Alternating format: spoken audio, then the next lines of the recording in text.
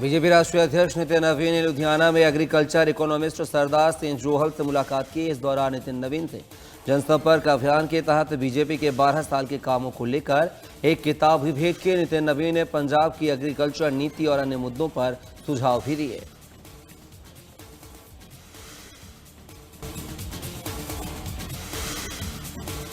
पंजाब के मुख्यमंत्री भगवत सिंह मान आज फरीदकोट के दौरे पर रहेंगे। इस दौरान वो गांव पंजगराई में आयोजित लोक मिलनी कार्यक्रम में शामिल होंगे और क्षेत्र के लोगों से सीधे रूबरू होकर उनसे संवाद करेंगे।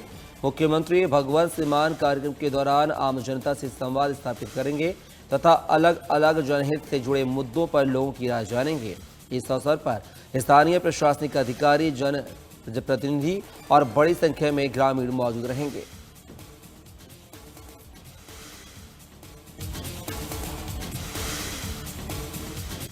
आपके राष्ट्रीय संयोजक अरविंद केजरीवाल ने एक्स पर पोस्ट कर पंजाब की महिलाओं को बधाई दी। उन्होंने कहा कि 1 जुलाई को महिलाओं के खाते में 3 महीने की राशि एक साथ भेजी जाएगी। योजना के तहत जनरल कैटेगरी की महिलाओं को 3000 रुपये और SC कैटेगरी की महिलाओं को 4500 रुपये दिए जाएंगे। एक परिवार में एक से ज़्यादा महिला होने पर प्रत्येक को लाभ मिलेगा, जिससे सरकार महिला सशक्तिकरण का बड़ा कदम बता रही है।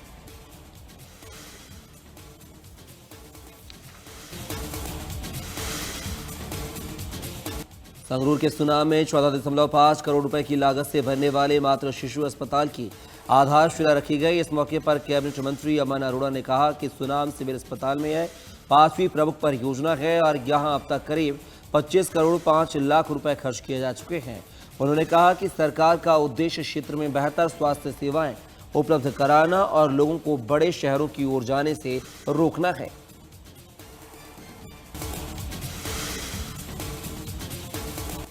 लहरागागा निर्वाचन क्षेत्र के रायधराना गांव से शेरगढ़ तक जाने वाली सड़क पर निर्माण कार्य शुरू हो गया है। कैबिनेट मंत्री वरिंदर गोयल ने सड़क का शिलान्यास कर कार्य का शुभारंभ किया है। इस परियोजना पर लगभग 2 करोड़ 74 लाख रुपए खर्च किए जाएंगे।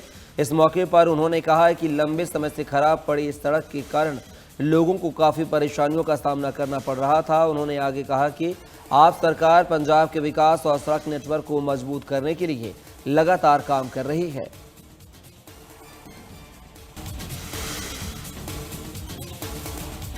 संगरूर के शेरपुर पुलिस ने बड़ी चौक स्थित ग्राहक सेवा केंद्र में हुई लूट की घटना को सुलझाते हुए 4 आरोपियों को गिरफ्तार किया है। पुलिस ने उनके कब्जे से 40,000 रुपए, 1 पिस्तौल, 4 मोटरसाइकिल और घटना में इस्तेमाल कार बरामद की है। ये कार्रवाई SSP डॉक्टर रवजोत ग्रेवाल और DSP गुरप्रीत सिंह के नेतृत्व में की गई है। घटना 18 मई को हुई थी। फिलहाल पुलिस आगे की कार्रवाई कर रही है।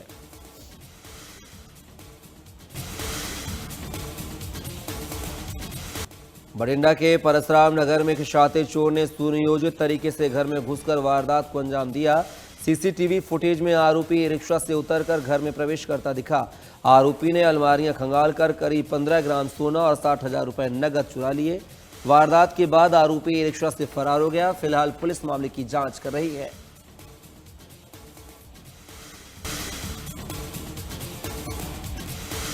करनाल दौरे के दौरान केंद्रीय मंत्री मनोहर लाल ने SIR पर प्रतिक्रिया दी। उन्होंने कहा कि हरियाणा में वोटर लिस्ट के स्पेशल इंटेंसिव रिवीजन का क्रम बहुत अच्छी तरह से चल रहा है। हरियाणा में वोटर सूची के स्पेशल इंटेंसिव रिवीजन का क्रम बहुत अच्छी तरीके से चल रहा है। करनाल जिले में 92% फॉर्म डिस्ट्रीब्यूट हो चुके हैं। जिले में अब तक 11,30,623 लोगों को फॉर्म दिए जा चुके हैं। उन्होंने बताया है कि उन्होंने भी अपना SIR फॉर्म भर दिया है क्योंकि करनाल में उनका वोट बनता है।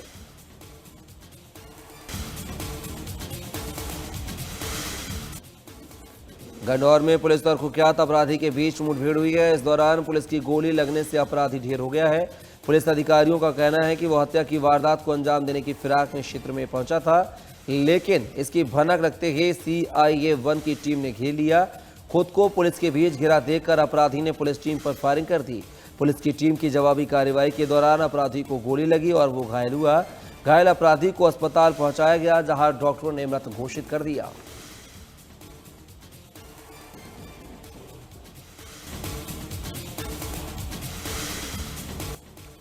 कैथल में पुलिस ने कार्रवाई करते हुए मुठभेड़ के बाद अपराधी को गिरफ्तार किया है। अपराधी 12 जून को कलायत में हुई लूट की कोशिश की वारदात में शामिल था। पुलिस अधिकारियों ने बताया है कि गुप्त सूचना के आधार पर 12 जून को ही घटना का अपराधी इलाके में मौजूद है। पुलिस को देख आरोपी मौके से भागने की कोशिश करने लगा, जिसके बाद पुलिस की टीम ने कुछ दूर तक बाइक का पीछा किया और सरेंडर करने को कहा, लेकिन अपराधी ने पुलिस टीम पर फायरिंग शुरू कर दी। पुलिस की जवाबी कार्रवाई के दौरान अपराधी घायल हुआ और उसे गिरफ्तार किया गया।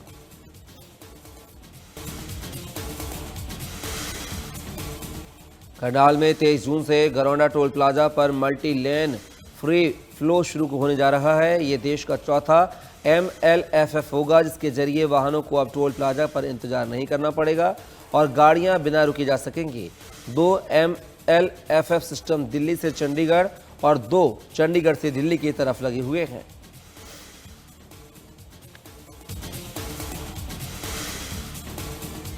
यूपी के मुख्यमंत्री योगी आदित्यनाथ ने 5 कालिदास मार्ग स्थित अपने आवास पर जनता दर्शन कार्यक्रम आयोजित किया। इस दौरान बड़ी संख्या में लोग अपनी शिकायतों को लेकर पहुंचे। सीएम योगी ने एक कर फरियादियों की शिकायतें सुनी और संबंधित अधिकारियों को त्वरित कार्रवाई के निर्देश दिए हैं। सीएम योगी ने आश्वासन दिया है कि हर पीड़ित को न्याय मिलेगा।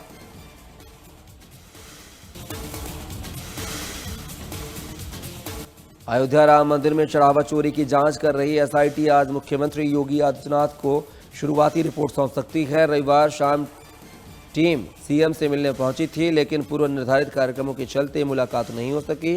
जांच के दौरान एसआईटी ने 7 पेन ड्राइव में महत्वपूर्ण डेटा सुरक्षित किया है और करीब 150 संदिग्धों के नाम सामने आए हैं। इनमें से लगभग 25 लोगों पर कार्रवाई की संभावना जताई जा रही है। टीम ने सीसीटीवी फुटेज, बैंक खातों और चढ़ावा प्रबंधन से जुड़े दस्तावेजों की बारीकी से जांच की है। पूछताछ के दायरे में आए लोगों को फिलहाल बाहर न जाने की चेतावनी दी गई है। इनमें ट्रस्ट के महासचिव चंपत राय और ट्रस्टी अनिल मिश्रा भी शामिल हैं।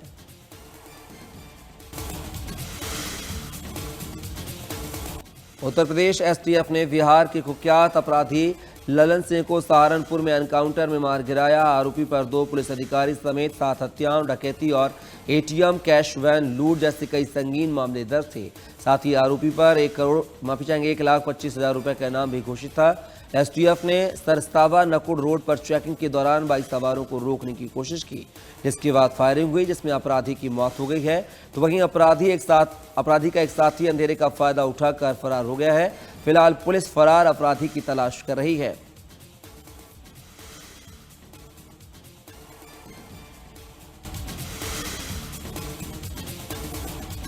रायबरेली के बशरावा क्षेत्र में तेज रफ्तार ट्रक ने पिकअप वाहन को जोरदार टक्कर मार दी है। टक्कर के बाद वाहन बेकाबू होकर पलट गया और दोनों वाहनों में भीषण आग लग गई, जिससे पिकअप में सवार 4 लोग गंभीर रूप से झुलस गए हैं। स्थानीय लोगों ने कड़ी मशक्कत के बाद घायलों को बाहर निकाला और पुलिस को सूचना दी। घटना से इलाके में दहशत फैल गई है।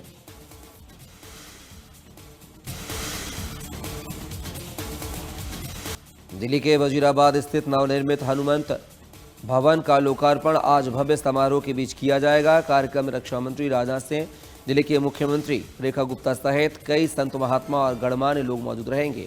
इस अवसर पर सर्व शिव संन्यास मठ के नवनियुक्त पीठाधीश्वर स्वामी अक्षय आनंद सरस्वती जी का स्वागत एवं सम्मान भी किया जाएगा। समारोह दोपहर 3 बजे से शाम 6 बजे तक आयोजित होगा।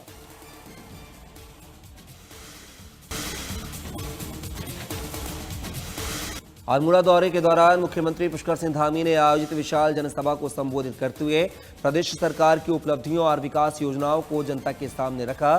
सीएम धामी ने कहा कि राज्य में सड़क, शिक्षा और स्वास्थ्य के क्षेत्र में तेजी से कार्य हो रहा है और उत्तराखंड को विश्व स्तरीय सांस्कृतिक और धार्मिक पर्यटन केंद्र बनाने की दिशा में सरकार संकल्पित है।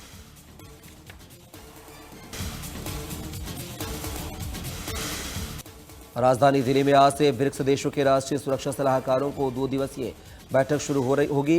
बैठक की अध्यक्षता राष्ट्रीय सुरक्षा सलाहकार अजित डोभाल करेंगे। इसमें सदस्य देशों के वरिष्ठ सुरक्षा अधिकारी वैश्विक और गैर पारंपरिक सुरक्षा चुनौतियों पर मंथन करेंगे। साइबर सुरक्षा, सूचना सुरक्षा, डिजिटल बुनियादी ढांचे की सुरक्षा और आतंकवादी रोधी सहयोग प्रमुख मुद्दे रहेंगे। साथ ही ब्रिक्स के संयुक्त कार्य समूह की हालिया गतिविधियों और उपलब्धियों की समीक्षा भी की जाएगी। बैठक सदस्य देशों के बीच रणनीतिक सहयोग और सुरक्षा समन्वय को और मजबूत करने की दिशा में अहम मानी जा रही है।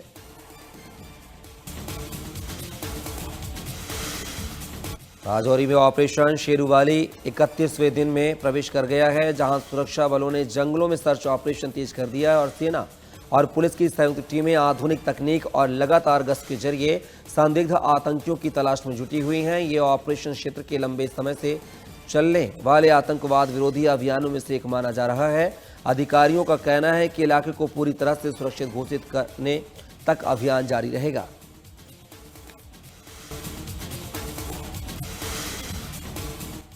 NH5 चंडीगढ़ शिमला राष्ट्रीय उच्च मार्ग पर सोलन के रबोट क्षेत्र में एक तेज रफ्तार ट्रक ने सड़क किनारे खड़े 4 वाहनों को टक्कर मार दी, जिसके बाद चालक ट्रक समेत मौके से फरार हो गया है। टक्कर इतनी जोरदार थी कि चारों गाड़ियों को भारी नुकसान पहुंचा है। सूचना मिलते ही पुलिस मौके पर पहुंची और जांच शुरू कर दी। स्थानीय लोगों के मुताबिक इस मार्ग पर पहले भी इस तरह की घटनाएं हो चुकी हैं। गनीमत रही है कि हादसे में कोई जानहानि नहीं हुई।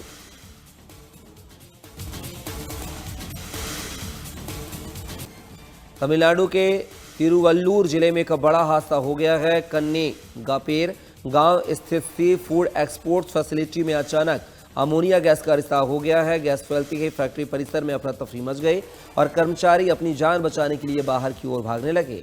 इस भीषण हादसे में अब तक 7 महिलाओं की मौत हो चुकी है, जबकि करीब 65 लोग प्रभावित हुए हैं, जिनका अस्पताल में इलाज जारी है।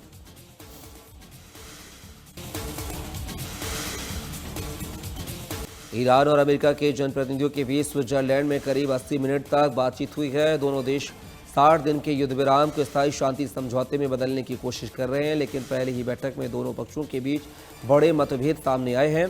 ईरान ने कहा है कि आगे की बातचीत तभी संभव है जब इजरायल और हिजबुल्लाह के बीच चल रहा संघर्ष पूरी तरह खत्म हो। इस बातचीत में पाकिस्तान और कतर के अधिकारियों ने मध्यस्थता की भूमिका निभाई।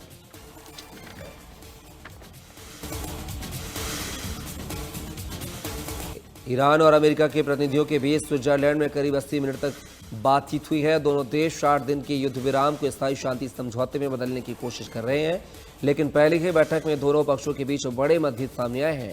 सूत्रों के मुताबिक बैठक के दौरान ईरान ने अमेरिका के सामने शर्त रखी। बताया जा रहा है कि ईरान ने कहा है कि आगे की बातचीत तभी संभव है जब इजरायल और हिजबुल्लाह के बीच चल रहा संघर्ष पूरी तरह खत्म हो।